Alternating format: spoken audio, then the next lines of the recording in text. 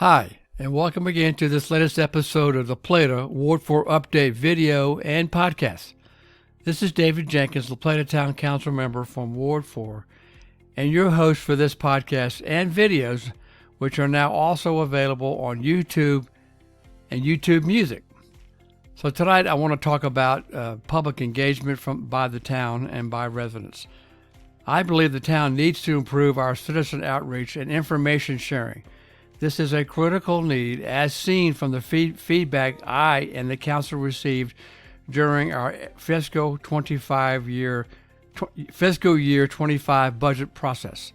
There were frankly many negative comments about the lack of budget information provided by the town, other than the minimal and required 2-week public hearing notices and the materials that were included on the town council agenda meetings, or the agenda for the town council meetings. Now, the town does have or has hired a public relations firm which functions as our public information officer, PIO.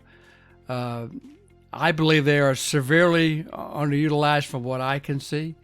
Development of a full citizen engagement work program is a critical need to educate you as residents about your town and what's going on, not only with the town budget, but many, many other activities in terms of events, planning and development, and other issues.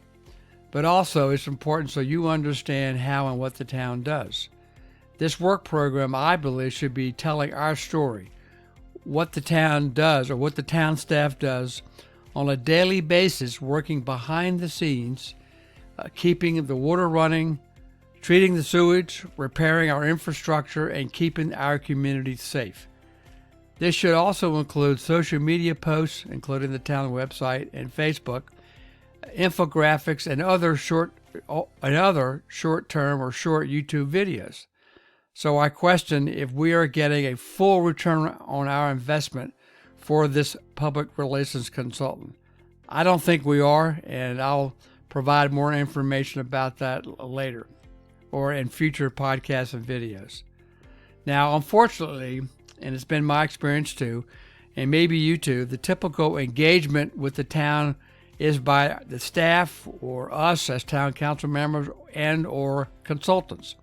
And so we do a lot of talking, and the community listens, or the residents listens, and it may or may not be at the town hall.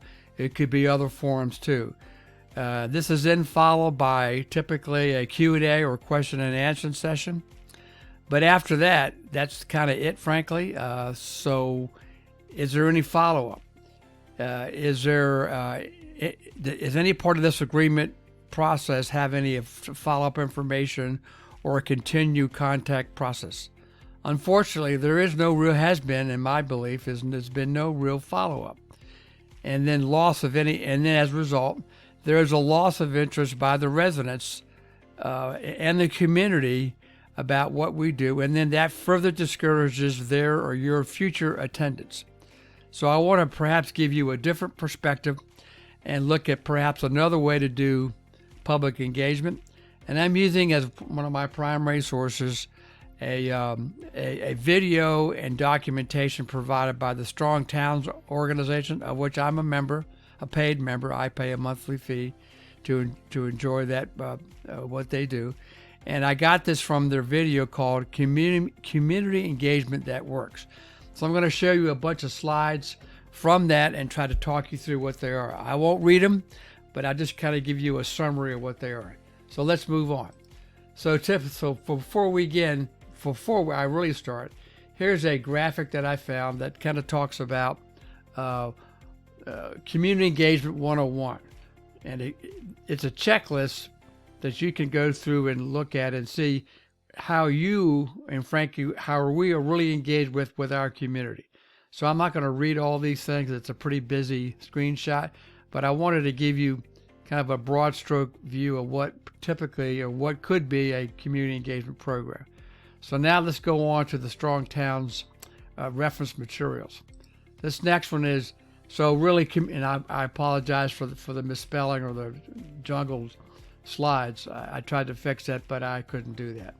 So, but the point here is community engagement is not just about, as I said earlier, and this picture shows you of this community sitting in the audience and a bunch of staff folks or maybe consultants.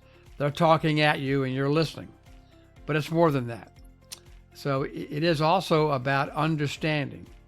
So we as town staff or we as council members understand what issues you are concerned about, or for a particular project, what are the real issues? What are the alternatives? Are there better ways of doing things? This next slide is, again, how do we build that understanding? Well, we have to reveal the information. We have to listen. And you see the intersection of those two. Hopefully, there's some understanding of what the residents are saying, whether they have comments and they could be negative, or perhaps another way of doing things that we may not have even thought about. This next slide, again, is a cartoon or a depiction. To the extent possible, we should free our minds of preconceived notions. Now, I've been guilty of that, coming from the planning world as a planning consultant and then working for state and regional planning organizations. And I would go to many, many public meetings and public hearings, and I probably had a bias toward one thing or another, or one project or one issue versus others. And so I've had to learn to step back and really come in with an unbiased view of what's going on, or what the project is, or what the issue is. The importance is to really listen to what the community or what the participants are saying. So after we listen and we observe, we then can go back and check our understanding, or my understanding, or the council's understanding by what we have learned. And I will attest that listening to public comments and listening to citizens, I have learned a lot, because as a council member, I may be a planner, but I don't know everything. So it's important that I listen and understand, and hopefully can accept new ideas or better way of doing things. So this shows value, actions. Yeah, actions speak, as they say, actions speak louder than words. So we can increase our understanding when we allow people to show us what they're talking about, rather than just talking at us or telling us. And I'll show this in the next slide. So some opportunities for engagement, for listening, would include meetings and public hearings, survey and focus groups, and visioning sessions. I know the town just completed their community survey, and I hope you all had an opportunity to participate in that. But I've been in many of these forums. Some work better than others. But I do remember years ago when the town did their visioning sessions for their 2000 vision plan, and I was a participant, and we had a number of those, and I found those to be very effective, because not only were the consultants and the staff listening, but they were listening to you and your ideas, and frankly, that was a better process and a better plan in the end. Another way to understand through engagement is what they call tactical urbanism, which is nothing more than demonstration projects at the neighborhood level, neighborhood walk-arounds, and some design charrettes. That's where you talk about specific design issue. But here, this picture shows you how a neighborhood like Clark's Run or another neighborhood within the town could really have us understand, for instance, street needs or speeding issues by maybe having a demonstration of tactical urbanism. In this case, they're doing art for crosswalks, or artwork along the street. And in fact, the town is pursuing that. You may not know that, but we are trying to do that. But again, this gives the leadership a much better understanding of how we listen and we understand your needs. So this whole process should be what the Strong Towns calls co-creation. It allows the struggles and the issues of residents to have a direct link to the next incremental action, that is step-by-step action. They allow your responses to that action to inform the next action, incremental action, and it's a co-creation process that a community can use on many levels and many different times to improve not only their particular community or neighborhood, but the town as well. And again, this gives you another idea of street art for crosswalks to help a community slow down traffic and have safe streets or complete streets. So I'm going to give you some examples from other communities that do a great job of public engagement. Some of these are going to do with specific budget issues, and I'll talk about that in a later podcast. But I wanted to give you a sense of what other communities are doing, smaller and larger than we are. This is a screenshot from Holly Springs, North Carolina, and they have a strategic dashboard based upon their strategic plan. So this shows, so the community can go in and say, on this particular issue, let's say community safety, they can click to that link and they can see how the town is progressing or not progressing on that particular strategic goal. Obviously, then there needs to be metrics so the town or that community can measure their progress. Now we have the town of La Plata does have a strategic plan. It was done in 2022. I think it's a good plan, but unfortunately for me, it has one major flaw. We didn't go back, and hopefully we will in the future, go back and put metrics on all the goals and objectives. That is, how do we measure those progress? So if we had that, we could have something like this. We could have a strategic plan dashboard, which could be updated every month, and put it on our Facebook page or put it on our town website.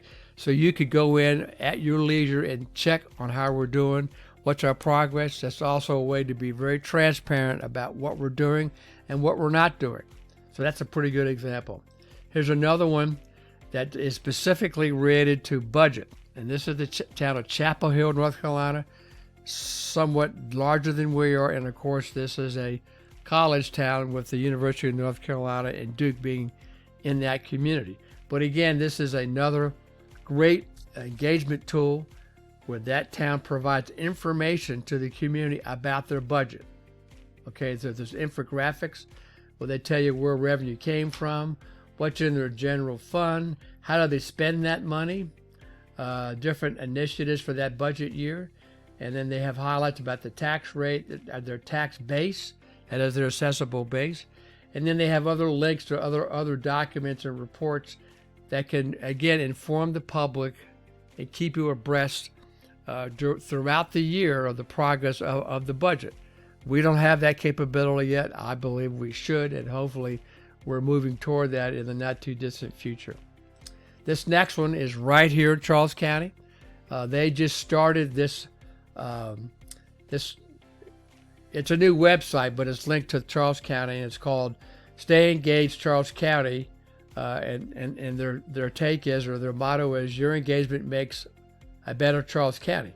So you can go to this particular website, and this is just one of several items that you can click on if you want more information. And they have another one on zoning ordinance update. You can see the budget. They have one on planning and growth management and all the development projects.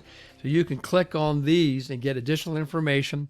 And then you can sign up to receive email updates, like a newsletter that they'll send you. I have done this. I did this a couple of weeks ago, so I'm looking forward to getting their information, and I'm looking at different techniques that perhaps we can use as well. Again, right here in Charles County, and so we should be able to do something like this, and I hope we will in the near future. And then finally, this is again, I found this out through a conference I went to at the Maryland Municipal League, and also the International City Managers Association put on a webinar a couple of weeks ago about new ways of budget. And they refer to this as a way to engage the public on the budget process. This is from Frederick County, Maryland, which is about an hour and a half northwest of here. So this is a separate website. You can download it and have it on your computer. You can see then the different tabs for their current budget, what was adopted, and also they compare it to the last year's budget to this year. They look at the revenue. So there's other, and also down below you see their adopted capital improvements program, CIP. But again, this is another way for the Frederick County to inform the citizens, but more importantly, or as important, the citizen can go on at their leisure and get real-time information. It's very transparent, and you can find out a lot of stuff, a lot of information before you ever go to a public hearing. So I believe this is really important. So I want to provide these examples of how I think we need to improve our public engagement by the town to you, the residents.